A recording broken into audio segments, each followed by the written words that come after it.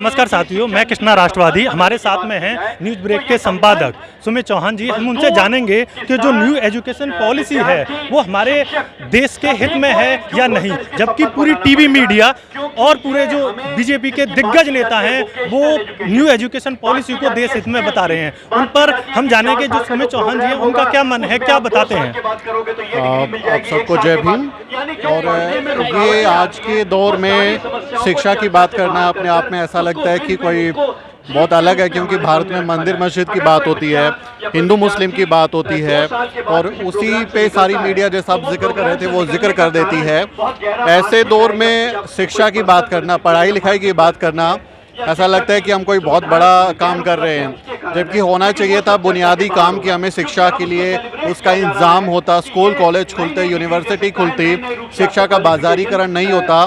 लेकिन जिस तरह से भारत सरकार काम कर रही है, खासकर जो न्यू एजुकेशन पॉलिसी है, उससे एक बड़ा खतरा ये है कि बहुजन तबके के जो छात्र हैं वो उस पूरी एजुकेशन सिस्टम से बाहर हो जाएंगे, क्योंकि हमारे बच्चों को ऑलरेडी बहुत कम मौके मिलते हैं पढ़ने लिखने के, बहुत मुश्किल से वो स्कूल कॉलेज में जा पाते हैं।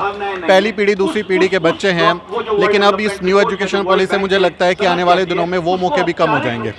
सबसे ज़्यादा आप उसमें ऐसे कौन सी मुख्य ऐसी चीज़ें देख रहे हैं जो सबसे ज़्यादा खतरनाक हैं जो बहुजन समाज के बच्चों के लिए?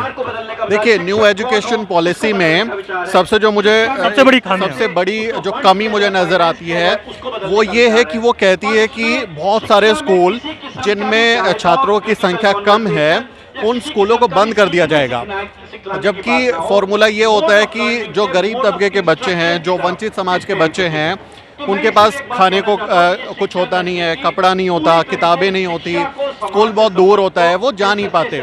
तो उसमें ये होता है कि स्कूल जो है उसको बच्चों के पास लेके आए, यहाँ पर उनके इलाके में स्कूल खोलें, उनके आसपास में स्कूल सिस्टम अवेलेबल हो ताकि बच्चों को इनरोल किया जा सके। मिड डे मील इसीलिए लागू किया कि बच्चे आ सकें, वहाँ खाना खाएं, स्कॉलरशिप दी जाती हैं, तमाम चीज़ें दी जाती हैं ताकि बच्चे शिक्षा से जुड़ें। लेकिन वो छोटे इलाकों में, दूर दराज के इलाकों के स्कूलों, हज़ारों स्कूलों को बंद कर देंगे, तो इसका सीधा असर किस पे होगा? इसका सीधा असर गरीब आदमी के बच्चे पे होगा, दलित, बहुजन, वंचित, आदिवासी समाज के बच्चे पे होगा। उसका स्कूल छूट जाएगा, उसकी पढ़ाई छूट जाएगी और हो सकता है उसे मजदूरी में लगना पड़ जाए, पेट पालने के लिए उसे कहीं पे काम धंधा करना पड़े। तो ये मुझे सबसे बुरा पॉइंट लगता है। सरकार कह रही है कि हम ज़िले में एक मेगा स्कूल बना देंगे, वो छोटे स्कूल को बंद करके मर्ज करके एक बड़ा स्कूल बना देंगे।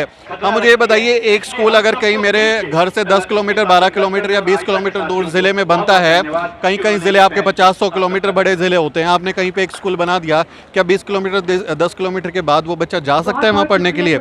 और सबसे ज़्यादा जो लड़कियाँ हैं, ये लोग कहते हैं कि बेटी बचाओ बेटी पढ़ाओ, लेकिन वो बच्चियाँ, सोचिए, वो इतनी अगर दूर हैं तो उनके घर वाले उनको एडमिशन कराने से बचेंगे। बच्चों के साथ तमाम तरीके की जो बदतमीजी होती है उसकी वजह से उनका स्कूल छूट सकता है, उनके ऊपर प्रेशर हो सकता है, जल्दी उनकी शादियाँ हो जाएंगी अगर वो नहीं पढ़ेंगे, उनसे काम करवाया जाएगा। तो ये एक सिंपल कोई चीज़ नहीं है कि उन्होंने ऐसा कर दिया, इसके बहुत बड़े जो है ना दुष्परिणाम निकलेंगे। दलित बच्चों की शिक्षा छूट जाएगी, खासकर लड़कियों की जल्दी उनकी शादियां होने का सिस्टम होगा, क्योंकि वो पढ़े लिखेंगे नहीं तो उनके घर वाले उनकी शादी करने की तरफ जाएंगे। बाल मजदूरी को बढ़ावा मिलेगा, शोषण को बढ़ावा मिलेगा, और मुझे लगता है कि ये शिक्षा के अधिकार को छीनने का काम है। जो मोदी सरकार है ऐसा क्यों कर रही है कि न्यू एजुकेशन पॉलिसी के तहत ऐसा क्यों कर रही है? क्या मंशा है उसकी न्यू एजुकेशन पॉलिसी को लागू करने की? देखिए, हमारे राष्ट्रपिता ज्योतिबा फूले जो हैं, उन्होंने एक बात कही थी कि विद्या बिना मति गई, मति बिना गति गई, गति बिना वित्त गया, वित्त बिना शूद्र भये, इतने सारे अनर्थ एक अविद्या ने किए। तो राष्ट्रपिता ज्योतिबा फूले कहते हैं कि दलितों का, शूद्रों का, महिलाओं का सबसे ज्यादा शोषण क्यों हुआ? क्योंकि उनके पास शिक्षा नहीं थी, उनको शिक्षा से वंचित कर दिया गया। तो ये सीधा सा एक इनका फॉर्मूला है कि आप पढ़ने लिखने मत दो, गवार बना के रखो, अनपढ़ बना के रखो, ताकि जो इनके ग्रंथ हैं, जो इनके मनुवादी सोच है, जो इनके चीज़ें हैं, उसको ये थोप सकें, हमारे लोगों को मानसिक गुलाम बना के रख सकें। हम पढ़ेंगे लिखेंगे तो सवाल करेंगे, नौकरी मांगेंगे, अच्छा घर मांगेंगे, अच्छी सुविधाएं मांगेंगे, अनपढ़ रहेंगे तो मंदिर मस्जिद की लड़ाई लड़ेंगे। तो सीधा सा यही कारण है। ये बताइए, जो जंतर मंतर से अब यहाँ पर ये आवाज़ गवर्नमेंट तक पहुँचेगी, सुनेगी स्टूडेंट पार्लियामेंट की आवाज़ गवर्नमेंट? यहाँ स्टूडेंट पार्लियामेंट चल रहा है, 1 किलोमीटर दूर जाएंगे तो आपको देश की पार्लियामेंट नजर आ जाएगी। आप देश के किसी भी कोने में कोई काम करते हैं, प्रदर्शन करते हैं, कहीं इकट्ठा होकर बात करते हैं, वो हर रिपोर्ट इंटेलिजेंस जो है सरकार को देती है, उनके पास सारी जानकारी होती है। और ये तो वैसे भी एक ओपन मंच पे कार्यक्रम है, तमाम मीडिया रिपोर्ट्स करेंगे इसको, तमाम कल अखबारों में छपेगा, टीवी में चल रहा है, तो उनके पास सारी जानकारी है, उनको सब पता है। और ये संसद में बहस नहीं हुई है इस पे। आप एक इतनी बड़ी एजुकेशन पॉलिसी जो भारत के जो सेकेंडरी स्कूल और जो हायर एजुकेशन है उसकी पूरी नीतियां तय करनी है, बच्चों का भविष्य तय होगा, इस पे आपने संसद में बहस नहीं करी। आपने जिस तरह कृषि कानूनों को पास किया था एकदम तानाशाही तरीके से, इस पे तो बहस ही नहीं हुई है, उन्होंने ऐसे ही लागू कर दिया इसको। तो ये तो सरासर काला कानून है, और जो इसमें हमारी आशंकाएं हैं उस पर बात तो करनी चाहिए। आप जब कोई नीति बना रहे हैं, आपने किसान के लिए नीति बनाई, किसानों से पूछा नहीं, आपने छात्रों के लिए नीति बनाई, छात्रों से पूछा नहीं, आपने शिक्षकों से नहीं पूछा, तो किससे पूछ के बनाया? आपने अपने कॉर्पोरेट दोस्तों से पूछ के बनाया, ताकि शिक्षा बर्बाद हो जाए, फिर नए नए प्राइवेट इंस्टीट्यूशंस खड़े हों, हैं, नए कोचिंग का व्यापार खड़ा हो। आप देखिए, आप अपने बच्चों को आप सरकारी स्कूल में पढ़ा सकते हैं? नहीं पढ़ा सकते, इसलिए प्राइवेट स्कूल भेजते हैं, तो एक इंस्टीट्यूशन खड़ा हो गया ना, प्राइवेट की मार्केट बन गई। ऐसे ये लोग एजुकेशन को प्राइवेट कर देंगे। गवर्नमेंट तो ये चाहती है कि जो दलित पिछड़े जो बच्चे हैं वो मंदिर मस्जिद की लड़ाई लड़ें। वो तो लड़ाई रहे हैं ना, वो तो चाहते यही है कि आप ना पढ़ें। आप जो है, जब आपको समझ बुद्धि आ जाएगी तो आप सवाल करेंगे ना कि मंदिर की लड़ाई नहीं है, मेरी स्कूल की लड़ाई है।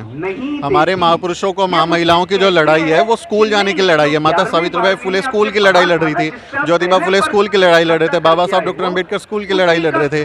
मंदिर मस्जिद की लड़ाई हमारे लोगों ने कभी लड़ी नहीं। वो चाहते हैं हमारे लोगों को दंगाई बनाना, उनका भगवाकरण करना, और इसीलिए वो शिक्षा के द्वार बंद करके स्कूल से हटा के मंदिर की तरफ ले जाना चाहते हैं। ये थे हमारे साथ में सुमित चौहान, जो न्यूज़ ब्रेक के संपादक हैं, और उन्होंने अपने विचार न्यू एजुकेशन पॉलिसी पर रखे। मैं कृष्णा राष्ट्रवादी जंतर मंतर से आपके साथ में जुड़ा हुआ हूँ। बहुत बहुत धन्यवाद।